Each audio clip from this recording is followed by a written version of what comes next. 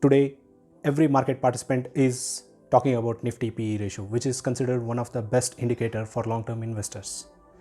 It has reached PE multiples today and making it historically all-time high levels. Whether our markets are overvalued or undervalued, is it a right time to invest into the market? Let's understand that.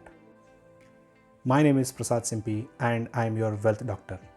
Before starting, please like and subscribe to our channel and hit the bell icon so that you get a regular dosage on wealth updates which will make you a better long-term investor. Let's begin. Let's understand this better with the help of graph. Okay. To understand this, you need to understand this PE ratio calculation in a better way. Okay, what is the component going into this? So earning per share, which is equal to earnings of last 12 months and divided by number of outstanding shares of each company. Okay, so how PE is calculated? It's a share price divided by earning per share, which is EPS. So we have a graph of last 15 years, which is a Nifty PE ratio graph. Okay, if you look at that, in 2008, Nifty made a high at 28.29 PE multiples. Okay, and the entire last 15 years, the average PE of Nifty is around 20.15. So it took almost 11 years for Nifty PE to cross this 2008 peak, which it made in 2008. It was done in 2019.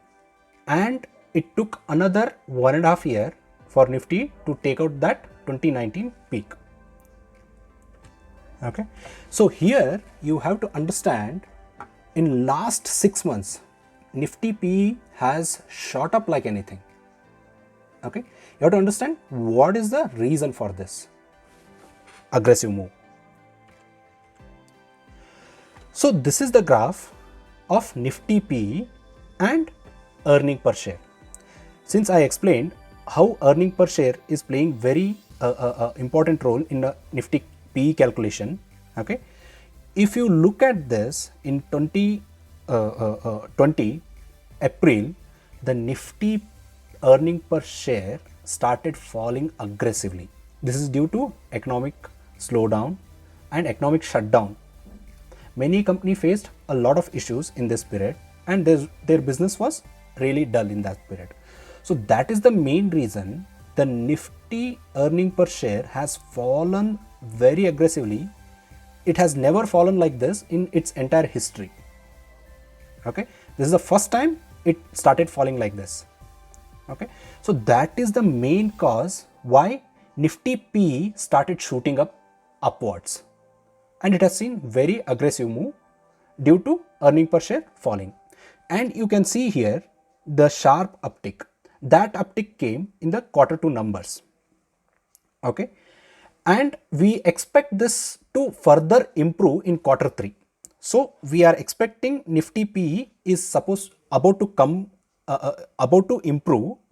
Okay, due to very good numbers. We have seen this in Q2 and Q3 was, especially in India, it's a festive season. We have seen demand picking up, sales taking place, people are buying car, taking loans and buying home, buying mobiles. Okay, you might have seen some of the online offers and all. Okay, it's a festive season for India.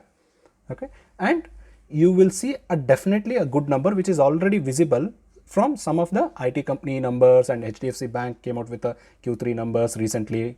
Okay, that you can see that. So what would happen to Nifty? Okay, you have to understand that. So there could be 3 different scenarios which could happen to the Nifty, and I'll tell you what is my gut feeling what will happen to Nifty P. Okay, one is earning per share will start picking up. The PE ratio of the Nifty will come down, since it is a very significant denominator for Nifty PE calculation. Okay, that is one possibility. Okay,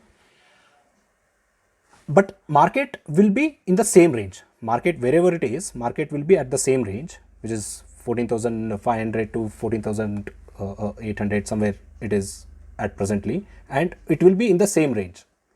But PE will start falling due to improving earning per share. Second is earning per share will fall, market will fall, and PE ratio will continue go upwards. Okay, that is one possibility, which is having a very low probability, because we have already seen earning per share is picking up. Okay, so both earning per share and markets will pick up, and PE will be at the same level. So what will happen? Okay, earning per share will improve. Okay, market will go further from here. Okay, but PE ratio will be at the same level. So 36, 38 in between. Okay, it will be in this range. So what it suggests, what actually we are trying to say here is, based on only PE ratio, okay, how we used to do before, that is not at all relevant in this scenario, because it is mainly this PE ratio pickup has mainly driven by fall in earning per share. Okay, so by this, what we are saying, only by going with a P ratio, okay, you cannot decide whether markets are expensive or at a discount, at least in this current scenario. This does not mean markets are undervalued. The point we are making here is the long-term investors, who usually considers PE multiple before investing, this is not the relevant time to consider PE at this junction. The reason is the Nifty EPS crash has caused Nifty PE shooting up to the new levels. So this all happened because of COVID issue and deferring the consumption. Let's assume you wanted to buy a car in the month of March 2020. So due to this COVID issues, you are postponing that consumption. What it means? You might postpone it for 6 months, 9 months, or an year. But definitely you are coming back to the market and buying your car. So what we are expecting, the consumption will come back to the market. Okay, the earning per share EPS, which is EPS, very essential component in calculation of P, Nifty P, will come back to the, will start recovering, will come back to the previous levels, and the Nifty P will be at the same level, but Nifty will be making a new highs. If we are not seeing 100% consumption, a pre-COVID level of which was there in March 2020, if we are not seeing 100%, at least 80-85% we are expecting consumption will come back to the market in next 6 to 9 months.